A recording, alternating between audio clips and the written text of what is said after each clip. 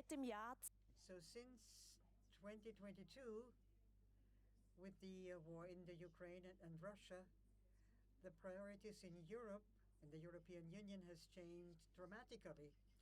War rhetorics, war, economic sanctions, and increasingly we're asking the question, in what direction is the European Union moving, and what is the role in this connection of Austria, the neutral country? Who wants and can fight for and advocate peace? Who is for diplomacy? Who is in favor of neutrality? Can the European defense industry be a road towards peace? Or do we rather need a demilitarization of the words and negotiations for peace? These are questions of today, and we want to discuss them today. And we have a high-level podium for that discussion. And with that, I would like to welcome you very cordially to tonight's event, European Security, NATO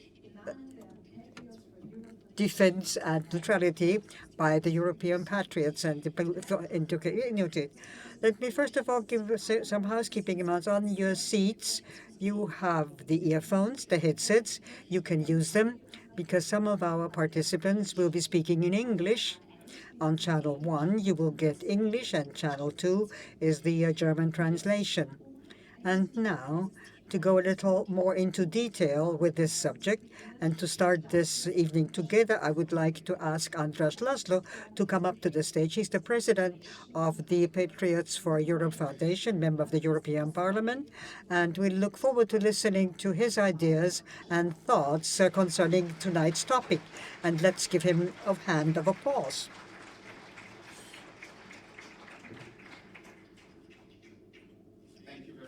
It's great to be back in Austria. The Patriots for Europe Foundation is not our first event here in Vienna, and I hope it's not the last. We've had a very successful one not so long ago, and for those who might not be familiar with, the Patriots for Europe political alliance was created after the EU elections last year. We are very happy, myself as a Hungarian member of European Parliament, to be in alliance with FPÖ and our Austrian allies and Patriots. And of course, we are the official party foundation, the Patriots for Europe Foundation, and we are always pleased to come back, and we're not only happy to see FPÖ grow in the surveys, which I saw just a few days ago, you reached new highs. Congratulations to that. But I'm also well-deserved.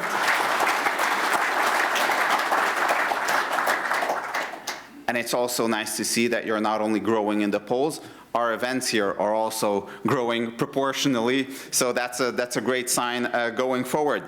And I was just, before coming to this conference, I was visiting the Austrian Parliament, and we were talking about the different room and parliamentary traditions in Hungary, my country, and in Austria.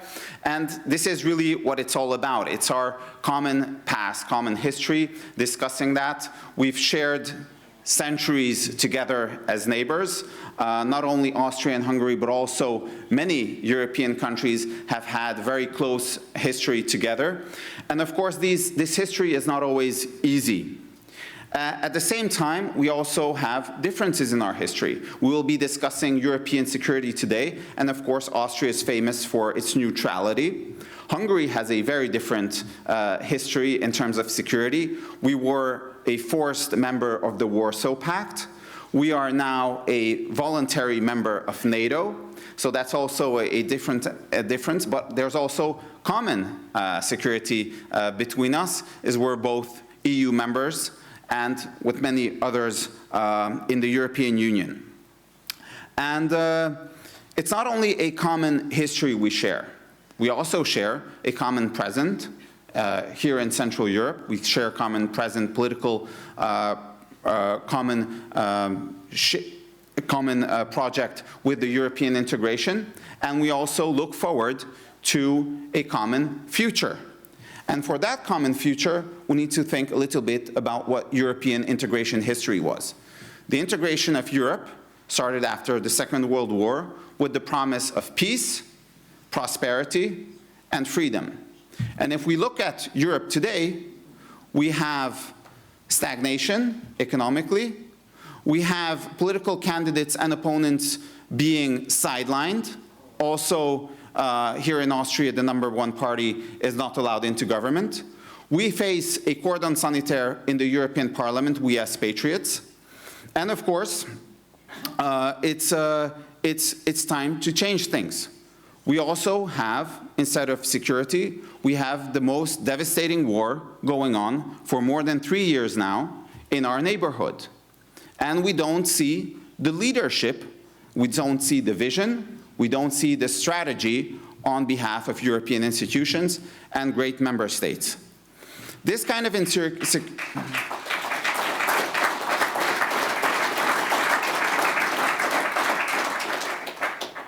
but all is not lost.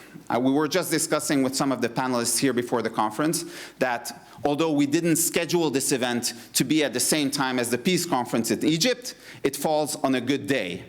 And it also allows for some positive attitude, for a positive approach, that in fact it is possible if there's political will, if there's determination, if there's perseverant work towards peace, we can in fact, I believe, achieve peace also in Ukraine and restore peace on the European continent.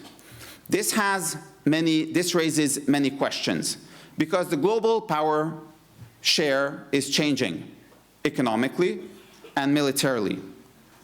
We have a new US administration, which has a radically different approach than the Biden administration had. We are also counting on the United States when we talk about Europe's future security. And that's why we are very glad to have, as one of our speakers and panelists, Adam Lovinger. Thank you very much for coming. And because this is a discussion when we talk about European security in which the United States has been involved for decades and is here to stay. And we need to think about our security going forward together. A lot of questions can be raised. How can we restore peace? How do we look forward in terms of European security architecture? Can we achieve not only peace in a coming months or as soon as possible in Ukraine, but will that be a lasting peace? And what is the future really of the European security architecture going forward and with the global changes? So without further ado, thank you very much for coming. It is absolutely wonderful to see a room full of people interested in this topic because it's a very difficult topic, and I think it's one on which we'll be coming back again in the future, and I hope this will be a very successful Patriots conference on security policy to kick off a future discussions on the same subject. Thank you very much for being here and accepting our invitation.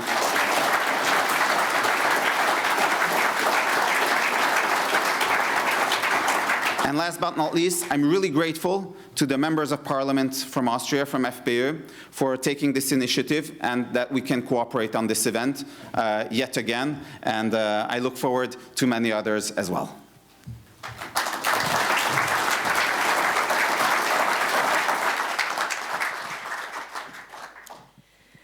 Wir wollen nun tiefer. And now we want to go deeper into this very important topic. And I'm very pleased to welcome here one guest who has studied the transatlantic relationship and has observed them from close at hand. And Adam Lovinger was the consultant in the defense ministry and one of the sharpest analysts of the America's defense policy. He has a very clear and sometimes not comfortable vision of the United States. How do the United States, especially the Trump administration, view the EU, NATO, and also Austria? Mr. Lovinger said once, by demonstrating, diminishing, until we no longer believe in Western civilization, European leaders have made it impossible for Americans to support Europe. And such der zum Nachdenken an, which makes us think, and this is why I'm very happy to welcome him. Thank you very much, and welcome Mr. Adam Lovinger.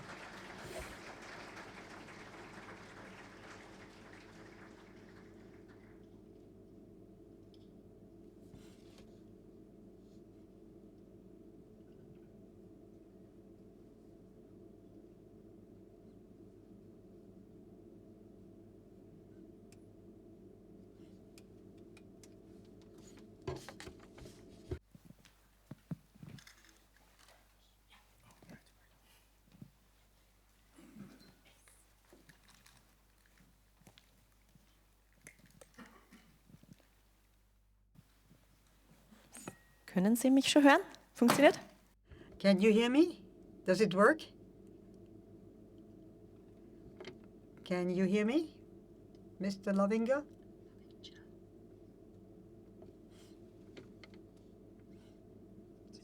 Does it work?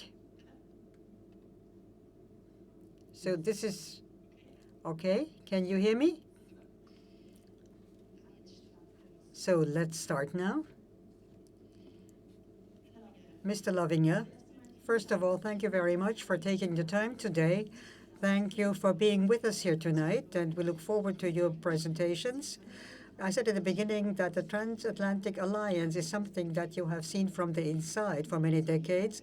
How would you describe today? How do the United States see today? How does Trump see the relationship between Europe, NATO, and also the USA? And has there been a change in recent years? I don't think this thing is translating, and I apologize. I don't know German. My great-grandparents came from the Austro-Hungarian Empire, and so with Andras coming from Hungary and being here in Vienna, where my great-grandfather went to gymnasium, you would hope that I would know German, but I don't. So I apologize that my cyborg connection is not working. We can also. I can also talk to you in English. So. Just one moment, we have to take the back question. So what would you say, how do the Americans, how do Trump see Europe, how they see Austria especially? Yeah, so we're at a rather extraordinary time right now. I was trying to think about what to talk about today, and actually today's events and what's happened recently in the Middle East has changed sort of my focus. And we're kind of in this extraordinary situation where in the Middle East, there is more support for Israel in the capitals of many Middle Eastern countries than there is support for Israel in the capitals of many European countries. And it's an extraordinary situation. And so I do think there's quite a divide. You saw President Trump's comments, and in listening to his comments today, I really, thought back to America's founding, and even before our official founding, when America was merely a colony of Great Britain, the American people saw themselves as like the new Israel. These were Puritans leaving Britain in the 17th century.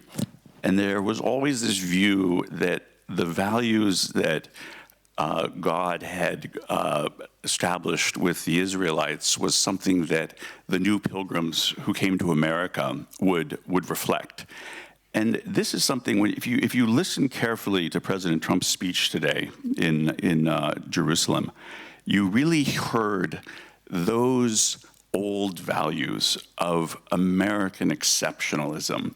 And even though I don't think Trump is such a religious person, and I don't think that, many Americans who feel that America is an exceptional nation are not particularly religious, there is this feeling that God has shined upon America and there's an exceptionalism. And I do think that that is actually a key component of the Make America Great Again, the MAGA movement, is this proud, patriotic exceptionalism. And so this is a very indirect way of answering your question, but it comes back to if you're not pursuing the values, the godly values of Judeo-Christian civilization, you will not achieve victory. And Trump recognizes this. Israel as a state recognizes this. It's, since 1948, its founding to the present, it's almost a miraculous situation. It's really not surrounded by enemies anymore. And I do believe the Islamic Republic of Iran will be collapsing in the next year. So there's this frustration and a perplexity of many Americans, and I do also believe the Trump administration looking at Europe. Where is the sacredness? Where are the things that Europe loves so much that you're willing to fight and die for, and to live for, and to have children for?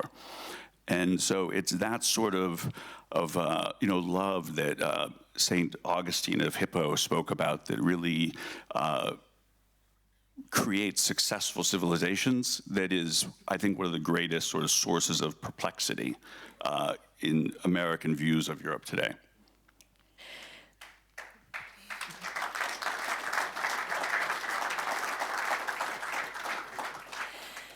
You once said that you...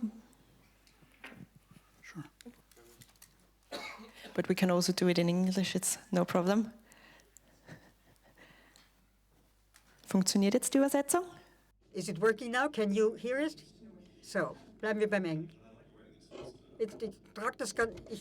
You once said that you think that the European leaders do no longer believe in Western civilization.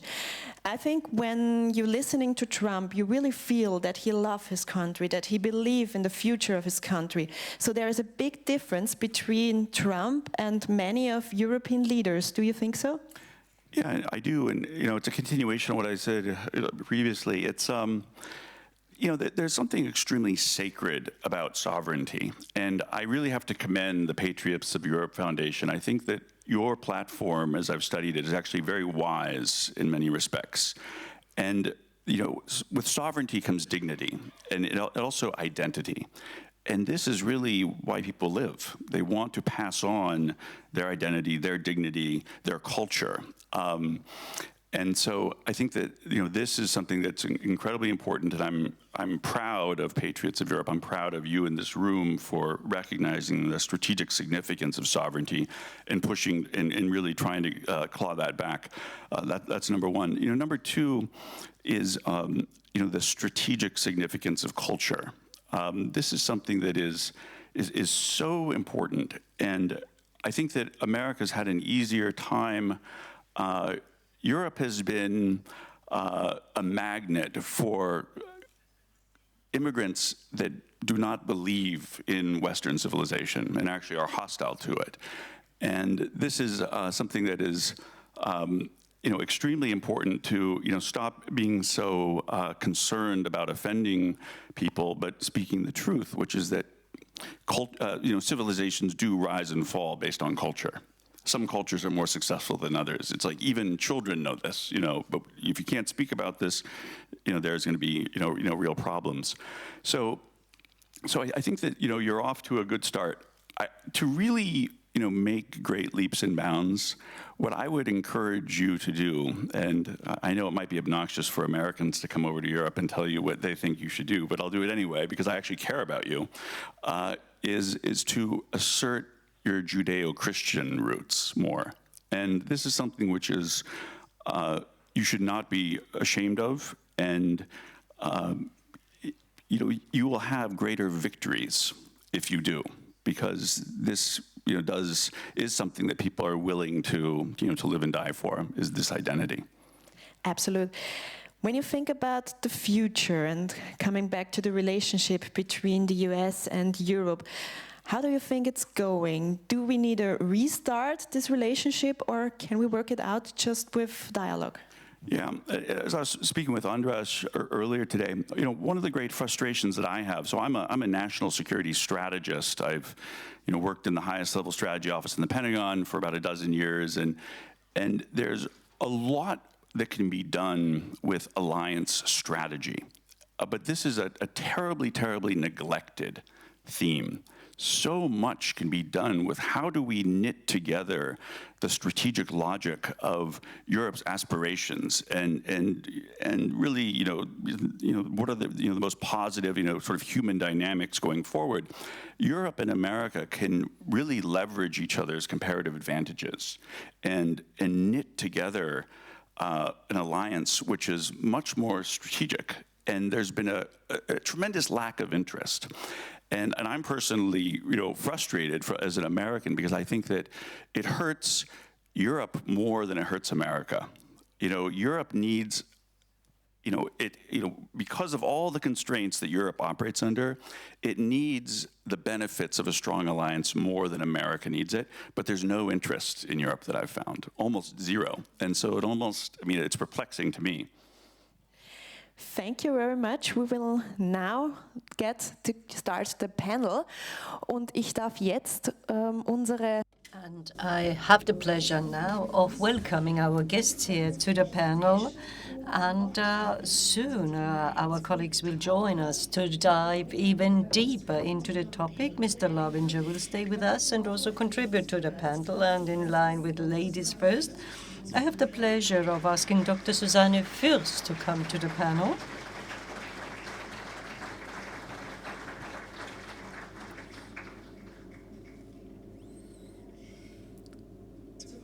And, well, to introduce Dr. Susanne Fürst, it's not difficult. Most of you will know her. She's the member of the National Council and is the deputy chairman of the Freedom Group in Parliament and spokesperson of foreign policy in Europe. She is a lawyer and a convinced patriot. And her attitude is very important in times such as these because she believes in our permanent neutrality and she sees this as a garant of peace and security in our country. It's great to have you here, dear Susanne. A warm welcome.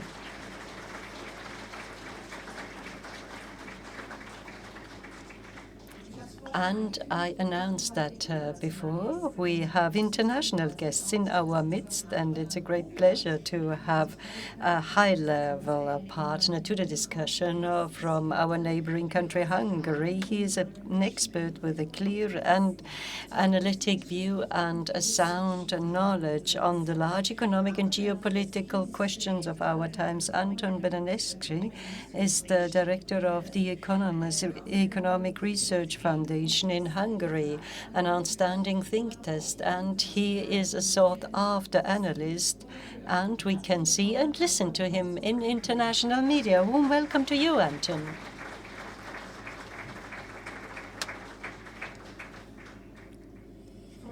And Volker Reifenberger now joins us on the panel. He's also a member of the Austrian National Council, and he is a successful notary public, and he is the spokesperson for national defense in Austria. He focuses on the future of our army, and he fully supports the Austrian National Armed Forces, sees them as a garant of safety, security, and sovereignty. He speaks out against participating in project like Sky Shields, join the EU army, and it's great to have him here. A warm welcome, Volker Reifenberger.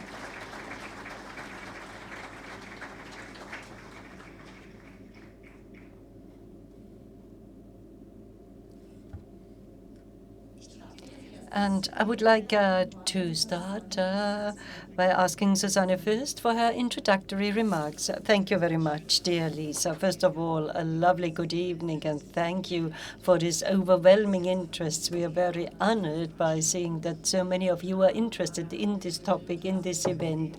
Let me just say a few words in English to our guests before changing to German. Your remarks, very interesting. The best sentence was, you said, with sovereignty comes dignity. And I mean, that's such an important sentence because it means without sovereignty, there is no dignity. And yeah, so we have to fight for our sovereignty and freedom. And I had the honor to attend the inauguration of Donald Trump in January in Washington. And when I was there, I asked every American if he knows Austria and what does he think about Austria. And those people who knew Austria, they said, yes, there is Wolfgang Amadeus Mozart. Yes, there are these white horses, the Lipizzaner. Yes. There is Sound of Music. Yes. And some, if I ask them if they know the Freedom Party and if they even know Herbert Kickl, some knew him and said, yes, there's a rising party leader. Is this the mountain climber? So, and I said, yes, that's him.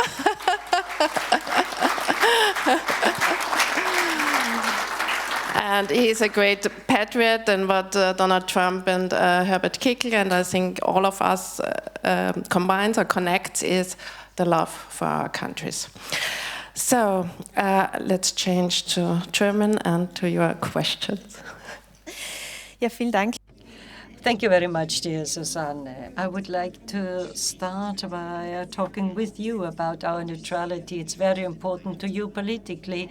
You also support protecting and preserving our neutrality. Other parties hold some different views because they only pay lip service. And the OVP even said that neutrality is something that was forced upon us. And we often hear from other parties that it is like two types of neutrality. We can be military speaking neutral, but politically and morally we must not be neutral. What is your view? Are there those two types of neutrality? Can you choose and pick how neutral you want to be or not? Well, naturally you cannot. Our federal government started to invent that, to divide our military into political and military neutrality. We all remember February 2022 in the ridiculous first statement of the then Chancellor Nehammer, where all of a sudden he said that neutrality was forced upon us by the Soviets, and that it was time to get rid of neutrality, and we unconditionally have to stand on one side in this war, namely on the side of Ukraine. Then in the surveys, he noticed that the Austrians didn't like that at all because they very justly believe in our neutrality, and then this was invented. And they said, no, we are neutral. You mustn't shake neutrality. Militarily speaking, we are neutral, but politically and morally, we are not neutral. We have always condemned wars and wars of aggression, and this is a very stupid concept, because you can't have the one thing without the other. If I'm just neutral military speaking, so no foreign troops, no arms deliveries, or I do not contribute to any war, well, then politically speaking, I'm always siding with one party in crisis constellations, then I have nothing at all. So I have to be neutral politically speaking too. And the neutrality we got in 1955, a constitutional law, international law, and our state treaty. And this is most of all a political neutrality. And based on that, there is military neutrality as well, because we are headquarters of international organizations. We have done very well at humanitarian level, and we are a venue of international negotiations and conferences, a venue where parties to wars can meet around a table and negotiate. Well, this is all politically. This is not military. So the entire discussion is just ridiculous, and serves to remove our neutrality, just claiming that we are neutral. And our federal government always says that in 1956 or 1968, we have always condemned such attacks and aggression. And I read it up again because I thought in 1968, this was fortunately before my time, otherwise I would be even older. But at the time, there was the Warsaw Pact. The Warsaw Pact tanks, they rolled into Prague and put an end to the Prague Spring and to steamroll the reform movement, Dubček, and so on. And this was quite a challenging situation for Austria.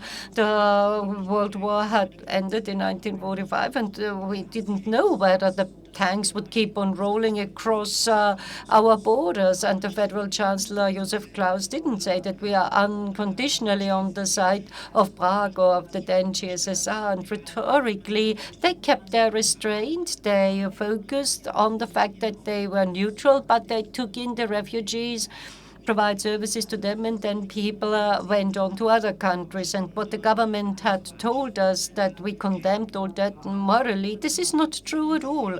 And we will definitely not find any statement when a federal chancellor or a minister at the time said that they would arrest Leonid Brezhnev if they would set foot on Austria, as our figures did on the federal government, who said that they would arrest Putin should he come to Austria.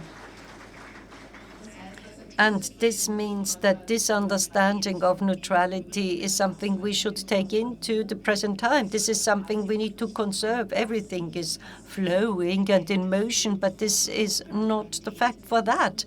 case, because this is filling neutrality with life. And ministers like Tanner, Mendel-Reising, and Chancellor Stocker said neutrality alone does not protect us, and a drone doesn't behave neutral. Well, this is free of any sense. And frankly, it is really offensive, I believe, that neutrality alone does not protect us. It's true, because there was always the other side. My colleague Reifenberger will address this is the defense of our country, so national defense, no EU army. And what is very important is statements who represent that in a credible manner in times of peace and also in times of crisis. And unfortunately, for a very long time, we haven't had such statements.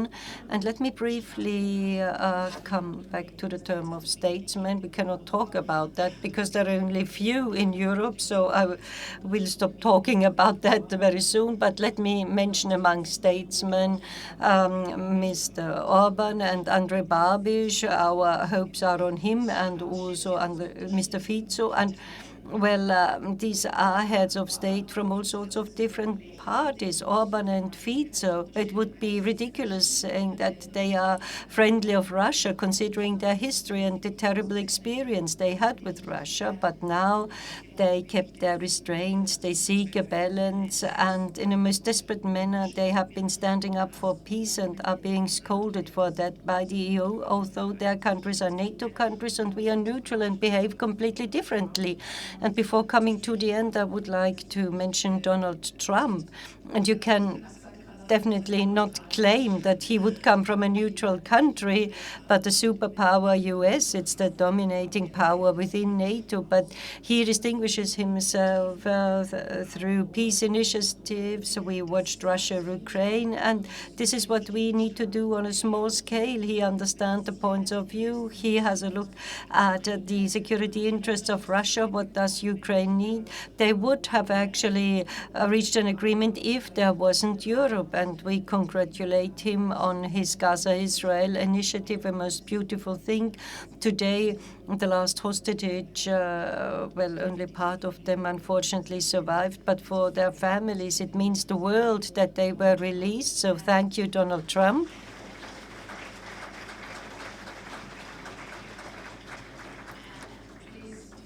President Donald Trump, he shouldn't be sad about not getting the Peace Nobel Prize. It's an honor to not get it because Barack Obama got it, the European Union got it. So he should be really proud to not get it. Yeah, and Yasser Arafat got it, the former head of the PLO. So yeah, it's not a real problem. And you know, in some very, I don't mean to hijack the conversation, but you mentioned it, but in some interesting way, the opposition leader in Venezuela who got it. So Venezuela is like really the last strategic outpost of the Islamic Republic of Iran. So in a extraordinary way, granting Machado the Nobel Peace Prize could actually advance the Abraham Accords or the Cyrus Accords and advance Donald Trump's Middle East initiative. So maybe in a very indirect way, it could actually add to his glory.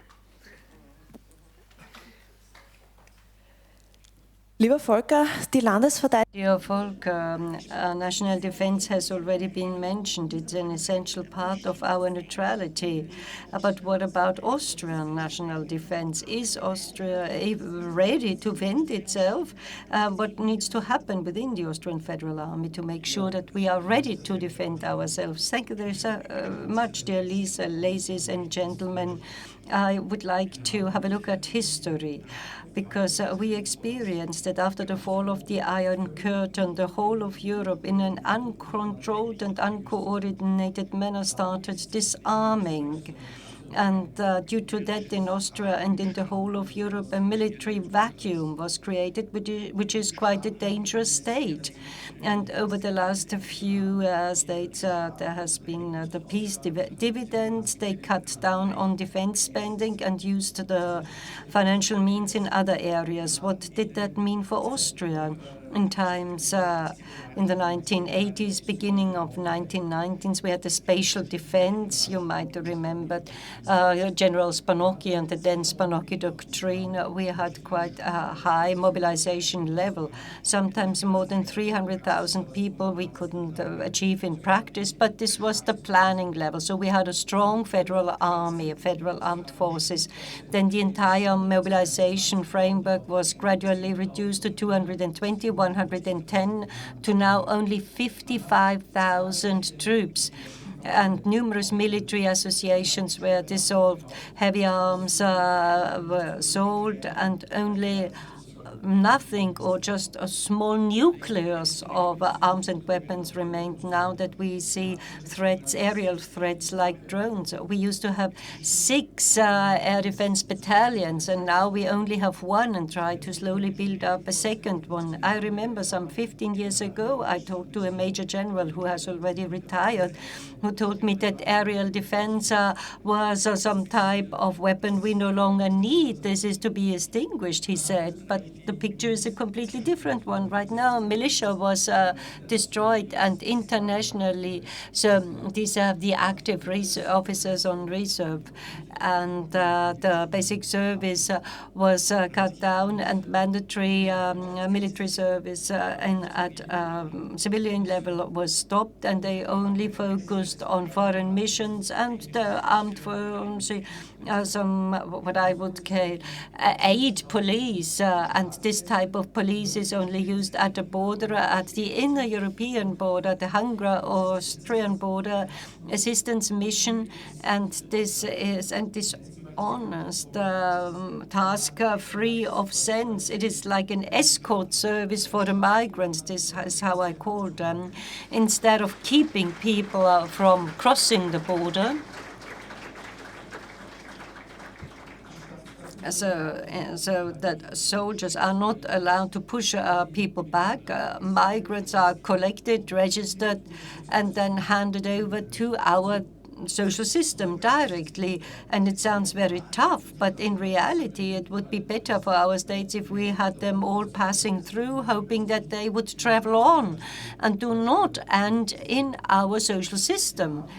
And in 2013, we had a popular referendum on the mandatory army service, and Vienna's mayor wanted to win election, but the majority was in favor of mandatory military service, and many countries envy us for that, because at international level, lots of other countries had given up mandatory military service and passed on to professional army. In Germany, their mandatory military service has been suspended, and they want to reintroduce it. But once you have abolished it, it's not so easy to reintroduce that at internal level. And then there was Minister Doskozil and our own Minister Kunasek, who really suffered from the lack of funding. And I remember Minister Kunasek fought with the Minister for Finance, Blümel, at the time for a good budget for the federal armed forces. And the OVP did not understand that we needed money for the armed forces. The federal chancellor Kurz said there will not be any battle of tanks in the Machfeld, and these were the simplified arguments voiced. And then there was this sudden turnaround, 2022, the war broke out in Ukraine. And in the Austrian Federal Army, they used the opportunity to also invest more money into the armed forces. The head of cabinet of Mr. Kunasek said, in Austria, things need to happen before they are ready and willing to invest into security. The avalanche disaster in Galtür meant that they finally bought some helicopters. And now it was the war in Ukraine, when all of a sudden, fortunately, more money was made available. We have a federal army and federal defense financing budget, which was adopted, because buying for armed forces, this is a long-term thing. You cannot buy all the equipment within one term of government, and we require long-term planning security. So we adopted this long-term law, which is based on the initiative of my predecessor, Mr. Reinhard Bösch. And there is a ramp-up plan, 2032 plus. Many of you will have heard that, to ensure that there is enough material and equipment. With the budget, we are at 1% of the GDP. NATO states used to have in the past the goal of 2% of the GDP for the armed forces. And many of the NATO states didn't achieve that in the past. But this year, all NATO states for the first time achieved the 2% of the GDP for the armed forces. So they spend twice as much for national defense as Austria. In Austria, we have no alliance we can rely on. We have to do everything ourselves. And our starting situation is worse because there is an investment backlog because of lack of investment over decades. So we start worse off, and we need to go and want to go towards these 2% of the GDP is also included in the current government program. But looking at the federal financing framework for 27-28 adopted only recently, then you will see funding is not increased, but to some extent also reduced. I believe that this 2% goal is far, far in the future, and the ramp-up plan 2032 plus is also at risk. And NATO is one step further. NATO proclaimed the new goal. Donald Trump defined it. The new goal is 5% of the GDP, 3.5% of that for military armed forces in the narrow sense, and 1.5% in civilian infrastructure, which is also required for military purposes. For instance, railway bridges need to be reinforced to ensure that there are proper transfers. So Austria is not ready to defend itself. We could not even protect ourselves for a longer period of time. Therefore, we need to increase our mobilization framework because 55,000 soldiers is not enough to go for some serious national defense. And the money and material is one thing. You can buy that to a certain extent, but the more important problem in Austria is our personnel problem. And based on our national constitution, we have a militia army, and this is included in our constitution, but we are far, far away from achieving that goal. For this reason, we need an extension of the mandatory service and mandatory troop exercises for these reserve battalions. Otherwise, we will not be able to meet the targets. So currently, we cannot even actually achieve this level of 55,000 proper soldiers. Well, these are people who are on 6 hours on a list and haven't seen any weapon for 6 years. And since they were with the mandatory service, they had not been to any barrack. They have no experience with service and the weapon. And then you need to use them. And this means that you need to prepare them for a very long time to be able to make sure that they are ready for mission. We saw it during this COVID operation. It was the first partial mobilization we saw in the Second Republic, but we had a lead-up time for 2 months for something that had nothing to do with military services. This was low-level support service. Let's imagine how long you need to prepare for a proper military operation. So there's a lot to be done to make Austria ready for defense. Vielen Dank, lieber Volker. Herr Bendarzsevszkij, ich darf vielleicht... Thank you very much, Volker. Let's now continue with Mr. Bendarzsevszkij with sanctions. So we've been seeing packages of sanctions in past years, and of course, this was quite damaging for Austria's economy. Now, what do you think about all those sanction packages? They really changed Europe, not only Austria, but also Hungary, all countries. It's always a pleasure to be in the nice city of Vienna, and congratulations for Patriots for Europe Foundation for this amazing event.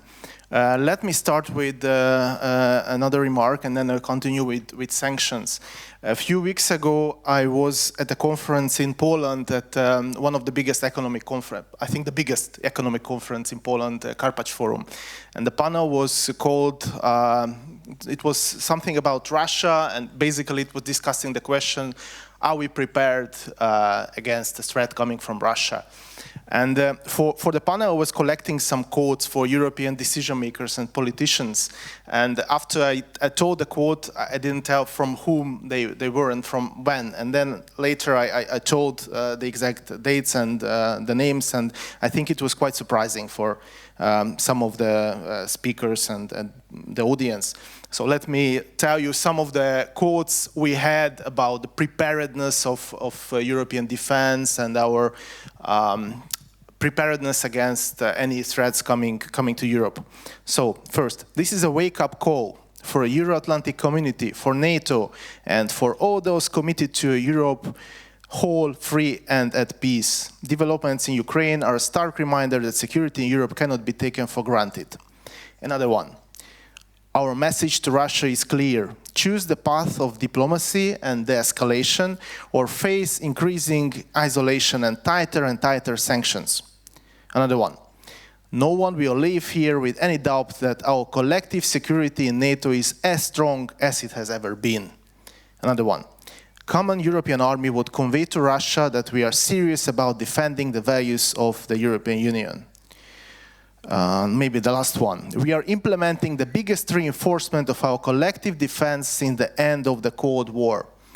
So these quotes and statements sound like they are from recent times, right? From, I don't know, from after the outbreak in the war, of the war in Ukraine, or maybe last year or so. But no, actually they are over 10 years old. These statements are for 2014 and 2015, from David Cameron, UK Prime Minister at that time, from Jean-Claude Juncker, President of the European Commission at that time, from Andras Rasmussen, NATO Secretary General at that time. And actually it looks like we didn't learn the lesson. I mean, we had very nice communication and statements about European defense, how strong we are, what we will do, how we will prepare and increase the spending, increase preparedness of the army. And for 10 years, actually nothing really happened, at least in Europe.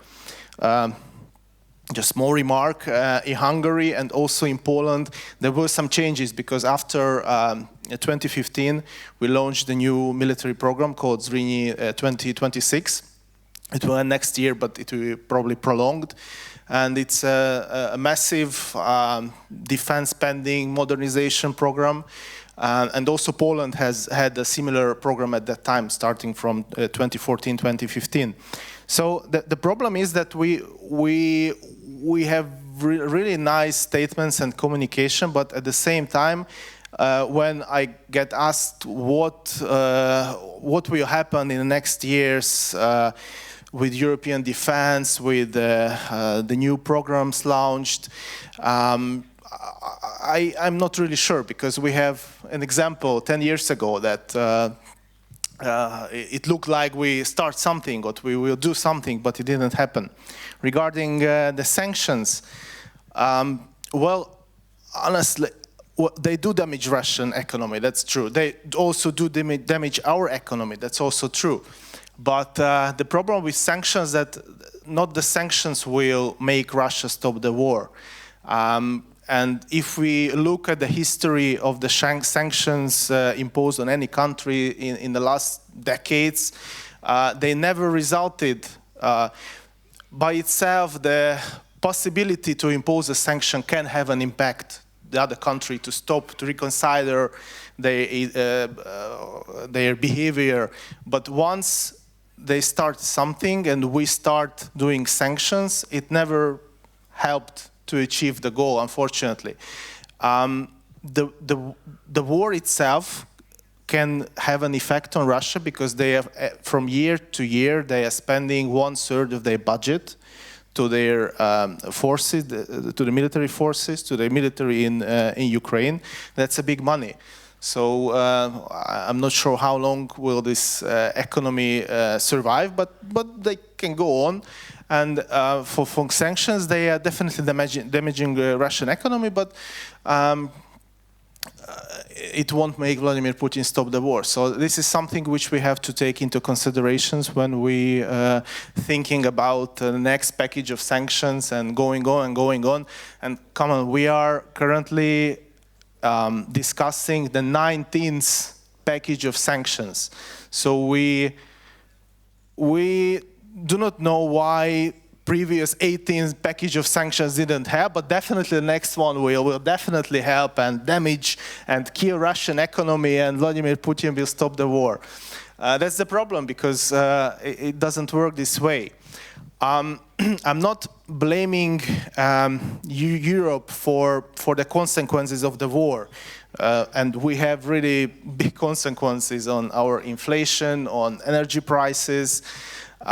We have to increase now the defense spending, and during this situation, when our economy is really suffering, increasing the budget of defense is something which again puts pressure on our economy. So Russia was the one who started the war, but I do blame European leaders for not having a coherent plan. How can we stop it? Because the initial aggression was from Russian side, but then we need a plan. We need to do something and to know how to do it and what to do it. I do believe that at the end of 2022 and beginning of 2023, we had a chance to stop the war if we act that way, because we were before providing big military equipment to Ukraine. We were after a big success of Ukrainian army, and it was still first months of the war, so negotiations could have helped. But we had lack of such proper leadership, unfortunately, for European side. So maybe now we'll have such leadership from American side. Let's hope that still it might happen that next year Donald Trump will get the Nobel Prize for peace after maybe he succeeds to stop the war in Ukraine. Let's see that.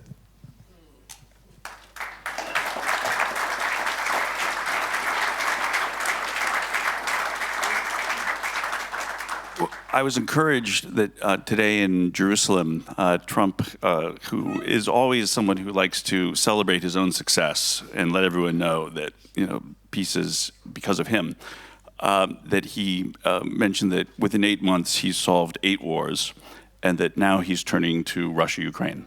I don't know if you caught that, but Steve Witkoff was in the room, and he said, "Steve, your job's not done yet. You're going to Russia." To solve this, so that's very encouraging. And if I was to look in my crystal ball and see, how could this war in Ukraine end? I kind of think it's going to end like the Iran-Iraq war did. And some of you may remember what Henry Kissinger said, which was, "Why can't both sides lose?" And I know that in the Ukraine-Russia context sounds a little bit harsh. But I can also tell you that there's a lot of concern in Washington about what does a Ukraine victory look like? What does a Russia victory look like? What does a Russian loss look like? These are considerations that are quite they're not one-sided. I'll tell you some of the biggest concerns. One is we were surprised that the Soviet Union collapsed, and Russia could collapse. There's a genuine concern that Russia could become a failed state. And a failed state with loose nuclear weapons is something that is a very scary thing. That's one consideration. So that's a genuine Russian loss, but that's also a massive loss for Europe if there are loose nuclear weapons in this continent, number one. The other consideration is that, sorry, I forgot my train of thought. Apologize. Well, if Ukraine wins, Yeah, that's right. Anyhow, I don't even remember where I was going there, but thank you. Jet lag. I'd actually just like to comment on two things that were mentioned earlier. One was on neutrality, and the other is on defense here. And you know, from my perspective, like as a strategist, you know, there's a very famous Prussian strategist, Karl von Clausewitz, who talks about war. And war is something that is victory is psychological more than material. And from an American perspective, my perspective as a defense strategist looking at Europe, and I think this is also, you know, some frustration in the Trump administration, you know, viewing Europe, is that it's rather extraordinary that there's not more of a thirst, more of a desire in Europe for self-sufficiency and for, you know, clarity. I mean, it seems like in many respects that neutrality is like a cancer that can like erode the soul of a nation, because by not committing to one side or the other, it's like I mean, of course, you strengthen the side of evil in that case by being passive, and a similar principle applies to national defense in that, you know, in looking at some of the issues that I see are most worrying about Europe, it's that with greater self-sufficiency, with, you know, and this of course comes to NATO, defense spending, and you know, the desire to reclaim sovereignty away from the EU, to be more responsible for your own affairs. You know, you like the comment about, you know, dignity and sovereignty, but it's also it's identity. And when you are increasingly responsible for your own governance, and you're not relying on supranational organizations like the EU or others, or American for your defense, it forces governments and peoples to prioritize and to think about what really matters. Let's not be intellectually lazy and just let all of these immigrants who hate our culture in. Let's actually really think about the cost of things. You know, what does it cost? What are the consequences of this? And there's a psychological problem of sort of like, you know, deferring responsibility to others, which, you know, you end up thinking, you know, how did I get in this situation? We were not responsible for ourselves. We were either neutral or we weren't paying for our own defense. Now all of a sudden we wake up one day and we have all these, you know, problems that we just didn't pay attention to, and now they're severe. And so this, to me, like more than you know, the numbers of weapons or the training, I think that it's a civilizational confidence that is really the strategic objective here. You know, with you know, this sort of, you know, more principled you know line of thinking. And I don't exactly still remember what I was going to talk about with the Ukraine-Russia thing, but I'll just end on the comment that, I mean, if I was looking in my crystal ball, I think we will, you know, experience a situation like the Iran-Iraq war where both parties will really be bloodied and just exhausted. And, you know, there will be some, you know, maybe some plebiscite part of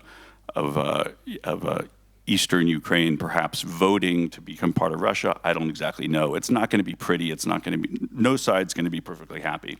But I do think it's going to end in that sort of exhaustion.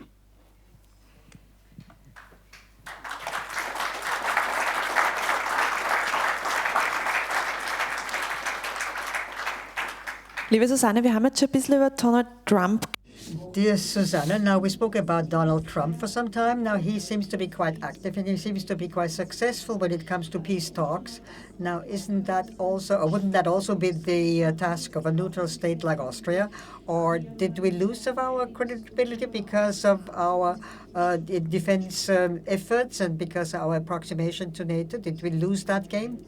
Well, for the time being, as Austria, well, we are a small country here in the center of Europe, and we know our political limits, but our neutrality at the moment is something that we have lost on the international level because of the responsibility of our government members, because they don't take seriously what Mrs. Mandel-Reisinger is saying every day, but on an international level it is being perceived. I mean, she's the foreign minister of Austria, and if she's now running around wearing the Ukrainian uniform in the very short period of her office, and she's been there now for there 3 times, and saying that unconditionally she's favoring Ukraine, and also openly discusses that neutrality should be eliminated, and this is a foreign minister talking. So this asset which we would have, this instrument that we would have, and that in many talks in embassies, etc., is being given a very positive rating, and here that we don't play that card a little more, this neutrality card. This is something that we have destroyed at the moment, but I think when we have a new government, we will certainly make it alive again, or bring it to life again. And I think this really would be the time to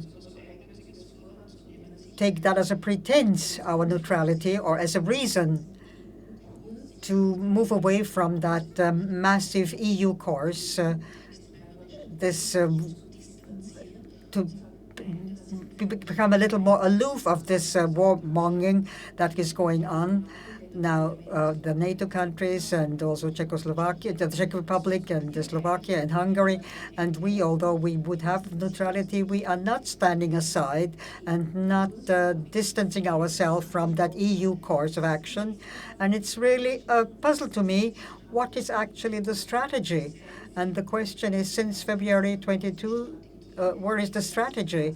And in the meantime, it's become clear that it is incorrect, but so far there hasn't been a change in trend. The European Union seems to have contributed massively that in April 24, the conference in Istanbul failed, or the European countries, but also the UK, but Brussels was not in a position to make a positive contribution. Mrs. von der Leyen said with the EU sanctions that we have just discussed, Russia will certainly fall down and collapse soon, and we see what was happening. Of course, there is damage in Russia, but we could also see in the summer that in China there was the celebrations, 80 years of end of the war, and all this cooperation in this Shanghai Cooperation Conference, which was celebrated there, and where we saw, well, here new geopolitical forces are existing here and beginning to exist, and Putin was a guest of honor at all of these locations, so there is no question of isolation. And China and India, they are counting on that, and they want to have something in return if they invite Putin. So they are looking into the future, and they continue to see him as a president. So Europe is not a part of all of that. And then it was said, well, if Ukraine gets so much weapons and so many weapons so that they can win on the battlefield, then, well, but we have to strengthen Ukraine to such an extent so that they have a good negotiating position. And with that, for 3.5 years now, we've been following this game, and in the Ukraine, soldiers are dying like flies on the battlefield, and nobody talks about the destruction and the death, and this goes on and on. And if you think that the European changed its position in Copenhagen, there was this conference concerning the external safety and defense policy. The statements that were made there quite in harmony, where we are at war, and the Ukraine must soon become a member of the European Union, since it cannot be a member of NATO because the United States against it. So the EU must step in. So we are paying for all of that, and we also will give the safety and security guarantees. And this, of course, will put us into this conflict with Russia. And I think a Ukrainian politician was here, and she just used one said, we need, and she only listed the things that she would need, and that meant billions of European tax money. By the way, there is also a politician from Moldova sounding the same horn, but they want that Ukraine joins the European Union as quickly as possible. And von der Leyen said in September, when talking of the State of the Union, she said that we are at war and we're surrounded by the big powers and they don't want anything good for us. Well, this is what she's putting on, and this is what she's bringing about, and the same with the Foreign Policy Commissioner, and also China and Iran and Donald Trump with the administration. Now, they are pursuing a very aggressive course, and then they say that the big powers are hostile to us. So where is the strategy? And with that, I'd like to come back to this remark that was made before, the advantage of Donald Trump, and we hope that after Gaza he will have some time for Ukraine to also bring an end to this war. But there was this feeling that he is at least thinking about the various viewpoints of the two sides and how they can be reconciled. And this is something that the EU never did. They always kept on saying the Ukraine must win. But Donald Trump at least is saying, well, we'll be waving NATO accession of Ukraine because one of the main reasons. But Donald Trump understands that, and he knows that we are talking about Eastern Ukraine, we are talking about the Russian-speaking minorities, and Russia wants the Black Sea regions, the raw materials, and of course he's getting the best out of that for the United States. But he understands both sides, and on the basis of such a starting position, this is where you can start negotiations. And the European Union, for 3.5 years, we haven't had a single positive and constructive idea. And this is really incredible, and this is an incredible failure. And it's very dangerous for us, and therefore we have to oppose that, because we have to state it quite clearly, we are not at war with Russia.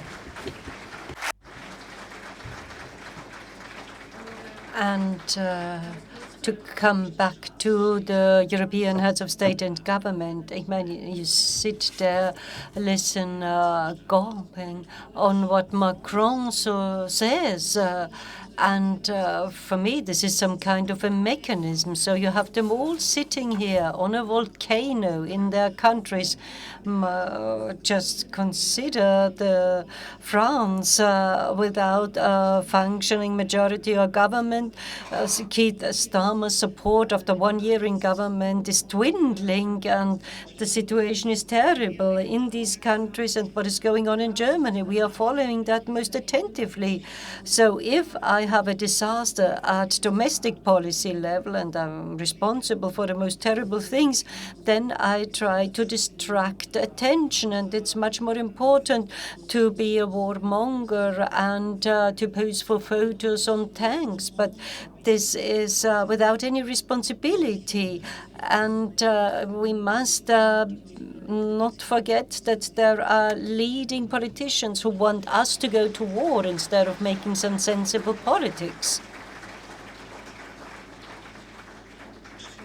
And this is a terrible idea, but this is how it looks like. And if I understood him correctly, he said neutrality is something the U.S. doesn't see so gladly because we do not take a clear side. We do not want to form part of NATO. Maybe Donald Trump can reconcile with our neutrality if we say that we buy some arms promised by Volker Reifenberger from the U.S., but we stay neutral.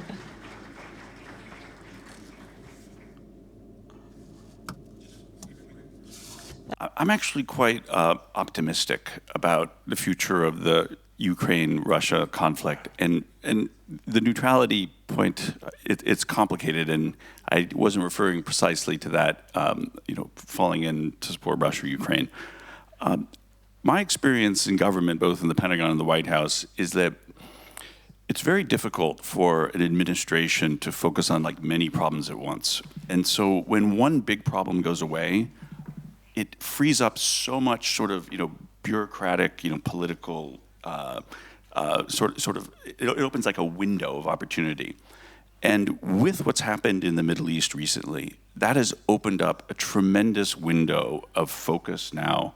And it's very clear to me for several reasons that that the Russia, like solving, like really creating peace between Russia and Ukraine is going to be the Trump administration's next, foreign policy objective. And part of it is that, first of all, there's like so much more leverage that we can put on Russia now to end the war, number one. Number two, there's so much prestige and momentum for success that is coming out of this most recent sort of ending of the conflict in the Middle East, which is, as Trump said today, it's a miracle. It is rather miraculous when you step back and look at it from a historical perspective. But there's also another component which is important to keep in mind, which is that America, our foreign policy, we want to focus on the Indo-Pacific region. And the Middle East has been a thorn in our side. And I do think that there's reason to believe that this is coming to an end. And the Russia-Ukraine conflict, you have to keep in mind from the American perspective, it's such it's kind of an annoyance, and I know that that's a little bit callous to say, but it's such a senseless war. We just don't want this to go on. We really do want peace, and it's not going to be. It's not going to, there's going to be no clear winner, and everyone's going to be disappointed. But that's probably the best. But there is this real need to and desire to shift to the Indo-Pacific, and so I think that because of those three dynamics, that we are going to see some real progress there. Trump was very dramatic today in talking about how Steve Witkoff dealt with Vladimir Putin. He said he thought he was going to go in there for 20 minutes, and then he stayed there for an hour, and then it went to 2 hours, and 3 hours, 4 hours, 5. Trump saying there's this great chemistry that his master negotiator has with Putin. And I would think that from Putin's perspective, now all eyes are on him, and I also think that he's probably getting exhausted from this war. And he's afraid of he saw the coming together of all these Arab countries to pressure Hamas. This, from Putin's perspective, is like, wow, if all of these countries that are typically constantly fighting can come together to solve this one war, this one conflict, that's going to happen to me next. So that's my assessment.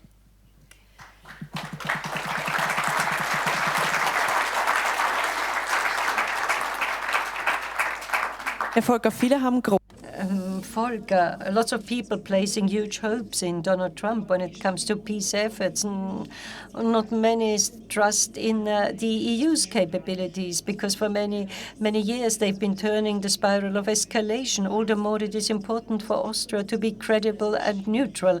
But you described the status of our federal army, and what impact does that have in terms of neutrality and credibility? Before answering this question, there's one thing I would like to comment on what Susanne said.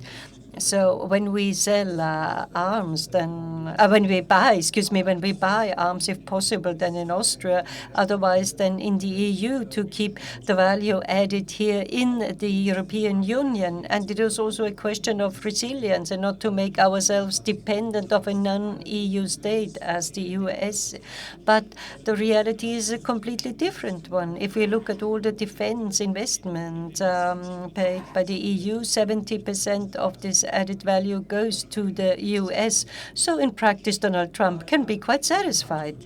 So to come back to your question, so as one of the last few neutral states in Europe, we play a very special role. As a neutral country, you cannot rely on an alliance. So you need to be able to cover all capabilities and be able to defend yourself. It has been mentioned today that many also on the part of the government say, and the NEOs are among those who say that neutrality alone does not protect us. It's correct if they understand neutrality, which is currently lived in practice. But I say, in order to make sure that neutrality works, there must be two preconditions met. First of all, it must be defensive, and comparable state in the past has always been Switzerland. And when it comes to national defense, Switzerland has always been very serious. Switzerland has always been a very defensive country, and its neutrality is much longer standing than ours, and it has always been successful with its approach. And the second prerequisite required for neutrality, touched on by Susanne, is credibility. It doesn't make any sense if we in Austria say that we are neutral because it's in the law, or in terms of military means we are neutral, but it makes no sense at all if we behave, or our federal government really tramples on neutrality, that in practice nobody perceives us as a neutral country. I might have hundreds of laws of neutrality, but if we behave in a different manner, then the laws will not make any sense at all. And this is the situation we are in right now. And when we talk about neutrality, there is either black or white, either consistently into one or into the other direction. Because if you want neutrality, and we want, as Freedom Party, we want neutrality, then you need to be serious about neutrality. But you mustn't contribute to lots of things. However, we currently do that, then we must not act as Meindl-Reisner, our foreign minister, because this means that Medvedev said we no longer recognize Austria's neutrality. We declare Austria an unfriendly state, and in the future, Austria will be included in our programs when it comes to nuclear threats. So what we are unfortunately doing in Austria, and this is the other approach, which can also be argued from a military point of view, give up neutrality and join NATO. And you can give enough military reasons, but we must go for one path. What we do in Austria is typically we are somewhere in the gray zone, and we try to say that, well, we are neutral, pick out the cherries, then we join the Trump the wagon, but we are neither black nor white. But we, the Freedom Party, we are the only ones who consistently support neutrality. And then others say, well, we are members of the European Union, which is by now also some type of a military alliance, and there is this duty to assist one another, as is the case with NATO. But what they forget to mention, that in the European Treaty there is the Irish clause, which means that neutral states can opt out when it comes to the European Defence Alliance. And I hold the view Susanne voiced before. Being neutral only from a military point of view, this is not possible. There are two levels of neutrality. This is the constitutional level. This is the neutrality law of 1955. And this constitutional level, due to our membership of the EU, this was diluted, and in the federal constitution they added a special paragraph on that. But above that type of neutrality, there is the second level. This is neutrality under international law, and this type of neutrality cannot be done away with because of membership of the EU. But, well, European law is above national law, but not above international law. And the international law level is deliberately neglected by many. And our federal government says that we only have to adhere to what is written in the Neutrality Act, which was a very short act. But under international law, what they say is not true. So what do we need at Austrian level? I like to quote Latin quote, "Si vis pace, para bellum." If you want peace, prepare for war.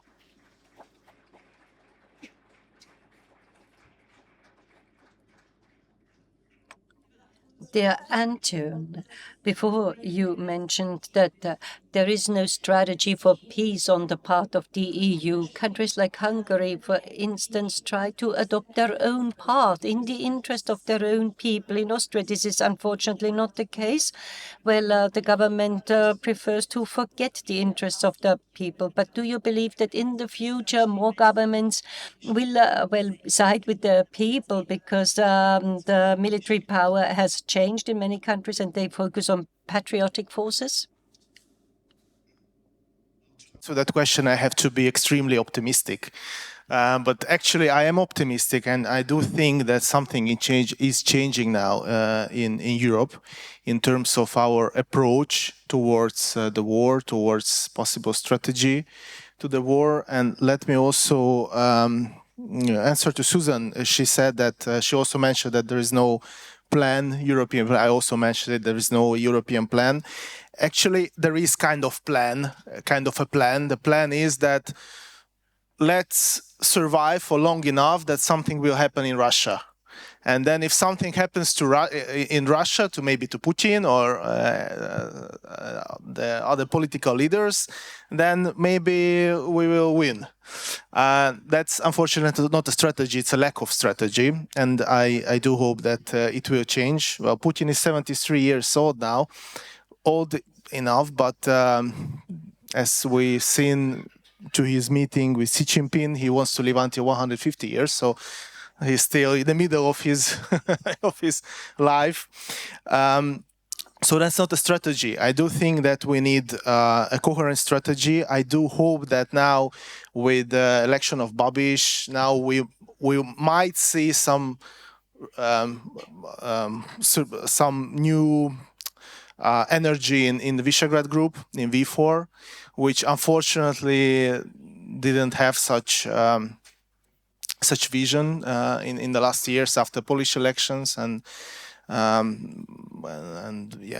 after the politics in Czech Republic. But now with Slovakia, Hungary and Czech Republic and elections of a new Polish president a few months ago, maybe something will happen. And we are at the border of Poland, Hungary, and the Visegrad Group, Central Europe. We are the border of, we are the eastern flank of European Union and the NATO. So maybe if such groups, such regional cooperations start to see the things differently, maybe something will happen. Let me also have some remark on Adam's remarks on Putin, that Putin is frightened. I really like that remark, that after seeing the coalition around Donald Trump in the Middle East, maybe Putin will reconsider the offer which he has on the table. And I do think that the question was, for Donald Trump, the question was always that how can you convince Vladimir Putin, who thinks that he is winning, how can you convince him to stop the war, to continue the negotiations and make a peace? Because if somebody thinks that he will win in maybe not in a few months, but maybe in a year or two, then why does he need to go into any compromise? And why does he need to offer anything? Why does he need to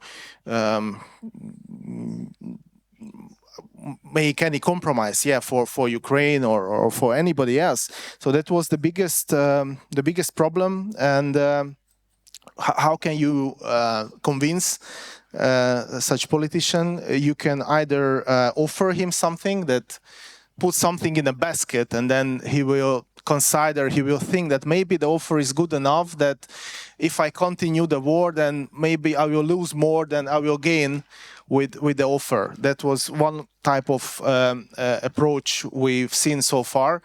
Donald Trump and his administration basically made two offers to Vladimir Putin. We've seen one end of April and beginning of May, when there was an offer that we freeze the war at the current front lines. We lift all the sanctions against Russia, and the United States will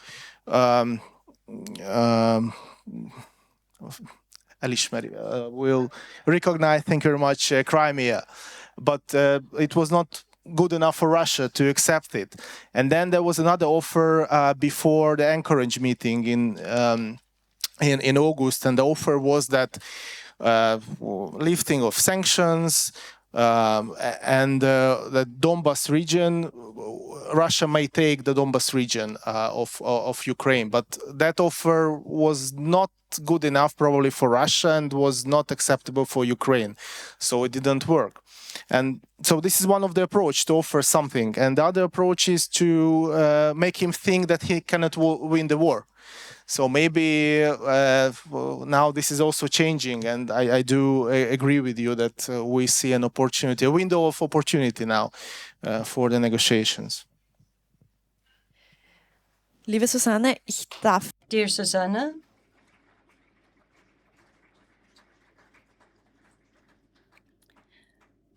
dear Susanne, I may come back to what you said before. You said that rhetorics is also very stringent. It is a very hard war rhetorics. There is like I remember the time of COVID-19 when fear was instigated. And is this an approach of political elites to legitimize their action because they see that people turn away from politics, they don't want this type of politics, that they start increasing panic or, well, instigating fear? Well, I believe, yeah, this is true. There is no conclusive explanation. I see a confirmation of the old wisdom. If you give one government the opportunity of emergency laws, of adopting them, then they won't stop adopting emergency laws because this is very convenient without lengthy parliamentary discussions and back and throw, just continuing with their own line of government, no giving any reasons. First of all, to fight the virus, otherwise people would die. And because it's so hot in summer, we are not allowed to go by car, and so on. And now we are at war. And now we are in a hybrid war. Russia is waging a hybrid war against us. Nobody knows what it is like, but it's terrible. And this is this type of rhetorics, and thus they put a stop to criticism and discussions. And this is this interplay among governments, the medias, and the expert, as they are called, in a ground style. We've seen that starting with COVID-19, and now they continue. This is the next loop, was the climate change, and now we are at war. And to come to the end, I brought something along because there is this parallel you might not see, but with the Austrian Public Broadcasting Corporation on TV.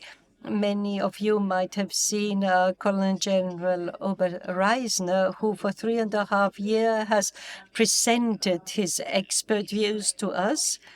And he always appeared in uniform in news without any drama.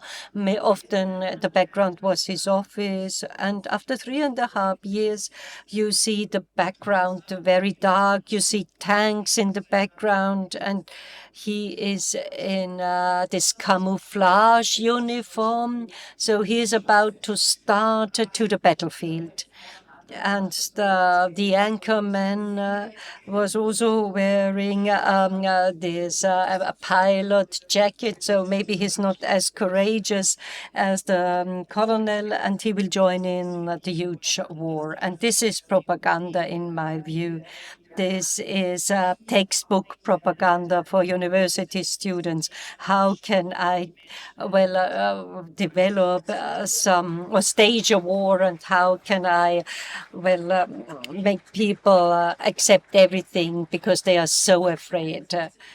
And so that people accept everything we want to do to them. And many of you will remember, and I see this parallel to this picture. It's incredible when this Major General Striedinger from one day to the other appeared in uniform, in camouflage gear, and stood there in front of the camera and said, "We are at war with the virus."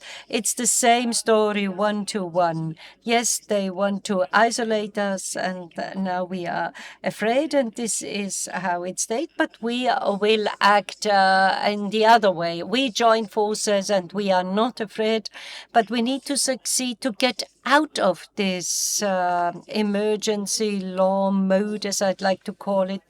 And we really, really hope that Donald Trump will look at Russia and Ukraine, and before turning to China, he will create peace between Russia and Ukraine, that he will succeed in building up pressure in which way ever to make sure that there is a peaceful solution, because it will be a disaster for our European politicians. What would they do without a war in Russia and Ukraine? Then they can put an end to the EU war budget, and they have not the excuse of Ukraine war for everything. Now they have to turn to domestic politics, and all of a sudden the people in France, Germany and Austria find out that there are still some bills open from COVID-19, and there is still the climate issue on the agenda. It will not be fun time for our European politicians, but we seriously hope that there will be peace. And last but not least, because we talked about the strategy of the European Union, they believed that they had no strategy when it came to Russia and Ukraine, and we have always asked for a strategy, but actually the EU had a strategy which did not have a lot to do with Russia and Ukraine, but they positioned themselves in this manner to pull us into this situation, to build up this stage and prepare the stage in that way. They risk even that we form part of this war. They made our energy situation very difficult. Everything got more expensive. This is not understandable, actually. But you understand it if you understand the underlying rationale. And this held true for COVID-19, for climate, and now for the war. They want to do away with the member state sovereignty. And this is only possible in an emergency mode. They want to do away with the government. They want central government from Brussels, remove individual rights, government and economic rights, socialist economic models. And this is what they want. You need to monitor, control people, censorship, digital euro. And this is, well, the situation we are in. From that point of view, it's a very sophisticated strategy we need to prevent.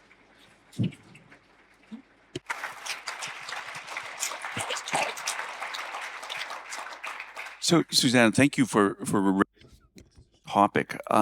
There's a very similar, I see sort of very similar problems happening in the United States right now and happening in Europe. And in the U.S., I actually, Andras, if you could maybe hold up that document I brought. The institute that I'm a part of is called the Gold Institute for International Strategy. And we put out this document, and the essence of it is that America's enemies are strategic adversaries, primarily China, but also Russia and some other countries, long ago identified that it's very dangerous to take America on head-on. This is sort of one of the lessons of the Second World War and other wars, is that America is very powerful when you attack us directly. But because we're such an open democracy, we're such an open society, we're very susceptible to internal subversion through all sorts of ways. And of course, I mean, the history of this is rather well known. During the Cold War, the Soviets were very good at this, but they just didn't have really enough money and resources to make this work. Now, essentially, China has learned this art of internal subversion from the Russians, and there's also some other Arab countries, and the Iranians, to a certain extent, have made tremendous headways. And the conclusion of this document that Andras has held up is that every single American institution of strategic significance has been taken over to a significant extent by our enemies, and even our own government, our federal government. And the Director of National Intelligence, Tulsi Gabbard, she's characterized what's called the Trump-Russia collusion narrative as a treasonous conspiracy. Treason being, a very serious crime. And what we've seen now, I think we have what lawyers would call dispositive evidence of the political left allying with America's adversaries to target conservatives, Republicans, members of the Trump administration, but even just America itself. And I would say that the real prize to undermine is our constitutional order, our rule of law. This is most threatening to our adversaries because it's an extremely successful model for success, our constitutional order in the United States, for reasons that are quite complex. But I think that this is also, you raised this here in Europe, that, how COVID was weaponized by elites to push various policies. I wouldn't be the least bit surprised. I worked on Iraq and Afghanistan in the Pentagon. There was a lot of interest to keep these wars going because of the profits and the cronyism and various interests that were quite sinister and against American national interests. I wouldn't be the least bit surprised that some of that is governing the decision making with the Russia-Ukraine dynamic. So I think that talking previously about alliance strategy, I think that conservatives like you here, the Patriots for Europe and your counterparts in the United States, this could be a very good topic to focus on because our enemies and your enemies are using the same tactics and strategies in both of our countries and regions, and to work on this together could be a great project to really inject more strategic logic into the transatlantic alliance, but also from an American perspective to show how valuable Europe is. We need more projects together to demonstrate to ordinary Americans, and I think you would want to do that in Europe as well, of just the value of the alliance. There's a problem with NATO because it's a defensive alliance. You only actually see its value when you're responding. So more proactive strategies that are collaborative, could I think greatly improve the transatlantic alliance.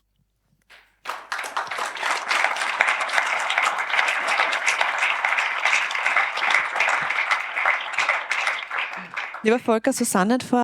Yes, Volker, Susanne said before, the European Union is concerned about expanding its own power and to reduce and to undermine and to weaken national states. And unfortunately, our own foreign minister, Foreign Reisinger, is moving in the same direction. He's talking about a defense European Union. At the same time, we should participate in the Sky Shield project. What does that mean for national defense here in Austria? Well, I think it's very important that national defense is a matter of the national states and remains so, and that we do not outsource that to the European Union because, like a magnet, it will draw upon itself new competences, which basically was not the idea, and that also applies to national security. And since you mentioned Sky Shield, that's one of my favorite topics, and which I've been following from the very beginning. Now, the Sky Shield began with a document, and by the way, that's the only document that we could see in Parliament. It's a so-called letter of intent, and in the meantime, it's become quite old, and we saw that. And in this letter of intent, 13 times the word NATO is mentioned, although it's a text that's only 2 pages long and has a cover sheet. And also the title of Sky Shield is that this project serves to strengthen the European pillar in the integrated defense of NATO. So even in the title of the Sky Shield project, it says NATO, and our federal government says that Sky Shield has nothing to do with NATO. Now, basically, we have here 3 levels of Sky Shield. The first 2 levels, I wouldn't really have so much against. The first one is a joint or common procurement, and that means that if we buy in larger numbers, we have a lower price. I have no problem with that. Of course, we can join in that. The second level is that of joint training with all of this equipment. I can also live with that. But where I really have a problem and where we have difficulties and where we go beyond the frontier of the neutrality, namely that you operate Sky Shield together and jointly. And if you talk to military officers in Germany, and that's really the lead nation of the Sky Shield, then they will say, of course, the goal is that this Sky Shield, sooner or later, will be part of the NATO strategy and structure. And so it doesn't really help if an Austrian officer then sits at the NATO stand and also tries to be part of it. No, in connection with the last electoral campaign, we ordered two expert opinions on the constitutional issues, and quite independent of each other, they wrote their expertises, their expert opinion. We didn't tell the one professor that we have also commissioned another expert opinion from another professor, so they really could work independently, and they both reached the conclusion that this third step, the joint operation, is a clear violation of our constitutional neutrality, not only our constitutional neutrality, but below that there is also another level. Sky Shield is already a problem with neutrality because it is a defense. It has to be qualified as a defense agreement, and the neutrality legislation that we have, it's forbidden to join such a military agreement. So much about Sky Shield. What other issues are there in connection with neutrality? We are sharing in economic sanction as a member of the European Union. Economic sanctions are nothing but participating in an economic war, but it's a weaker weapon, so to say. But we don't have to interfere. Then we'd have to get part in this conflict between Russia and Ukraine. We shouldn't be part of that if we really were to take our neutrality seriously.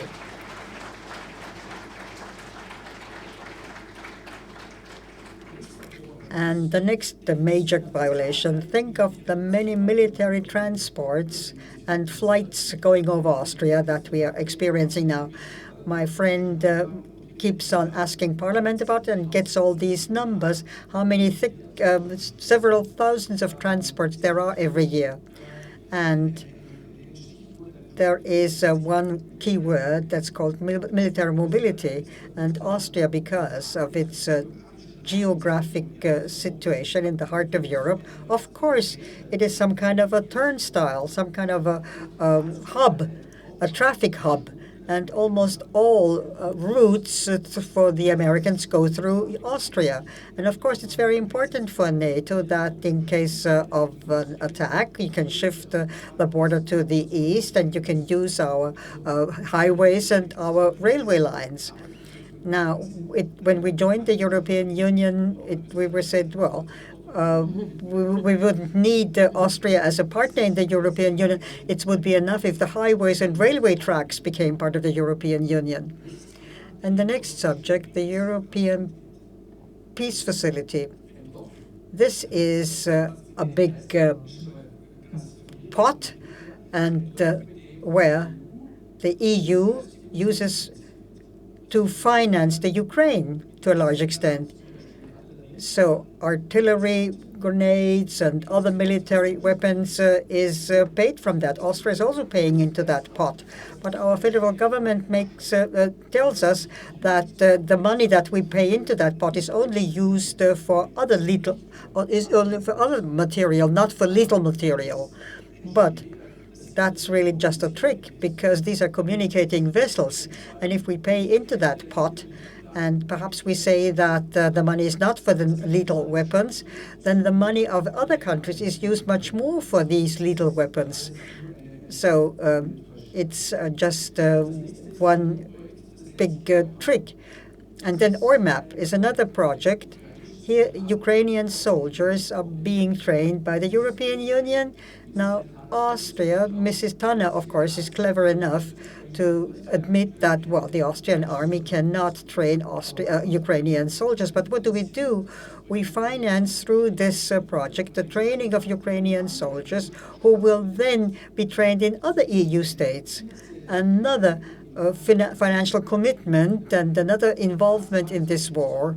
And all of what I have mentioned here are really serious violations of our neutrality, and we should actually abstain from them.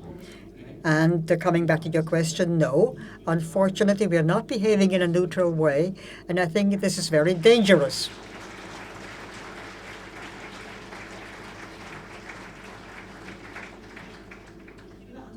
Dear Anton, Now let's look into the future now at the end. You see, it gives us some hope that the patriotic forces are becoming stronger and things are moving in a positive direction. But what forecast can give us for the European Union?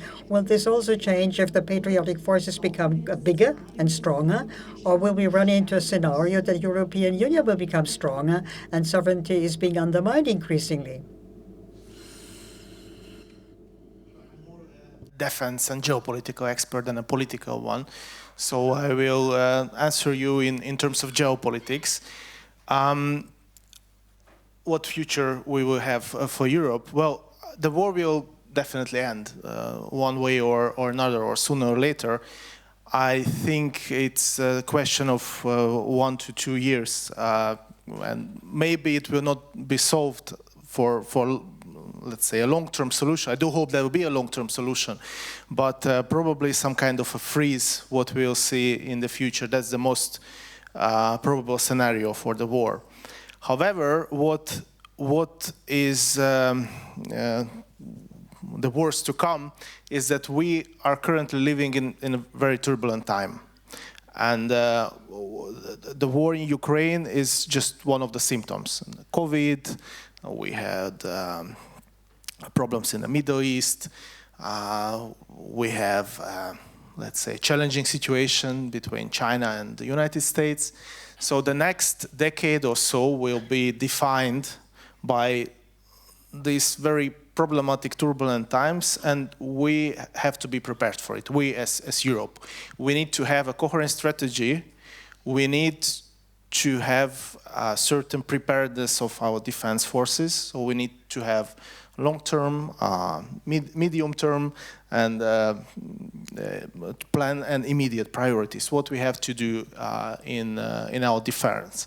For example, we do appreciate the cooperation, transatlantic cooperation with the United States, but we also have to admit that we are very much reliant on United States in terms of defense and intelligence and technology.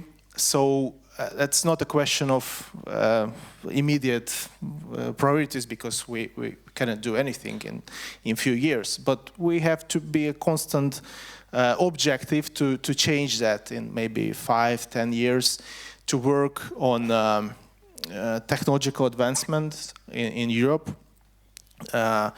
Just to give you a quick example, precision missiles done by UK and France, Scalp and Storm Shadows. These are missiles created by those countries, but they are not operable without intelligence and the navigation systems of United States.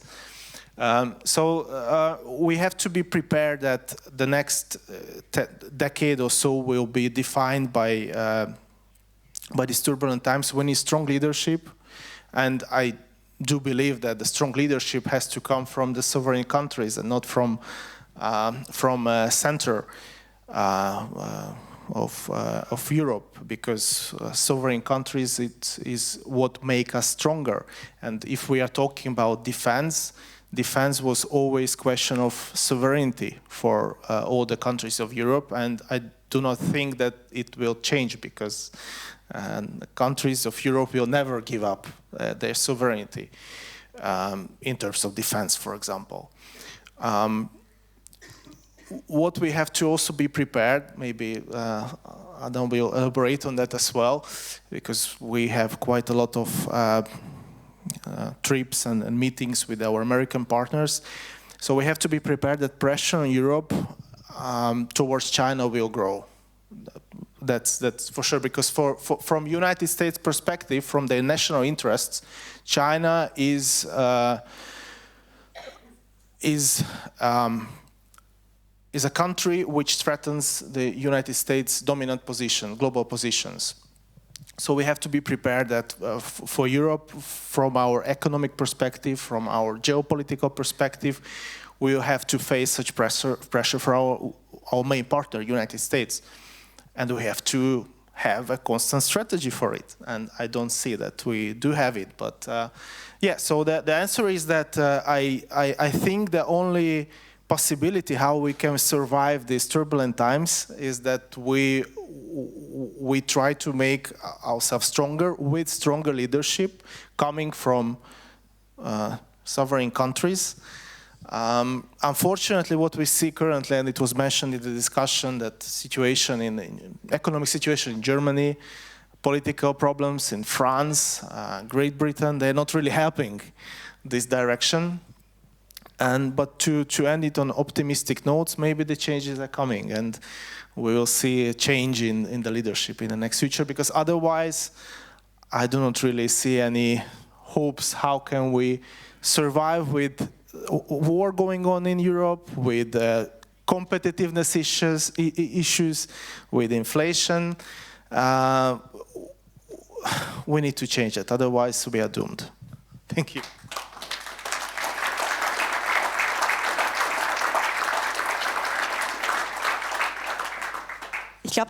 Well, I think summarizing, one might say, yes, things need to change, and we have the hope that things will change. Although we are living in turbulent times in many countries, we are on the right track, and we will soon see changes, and maybe also in Austria with a different government.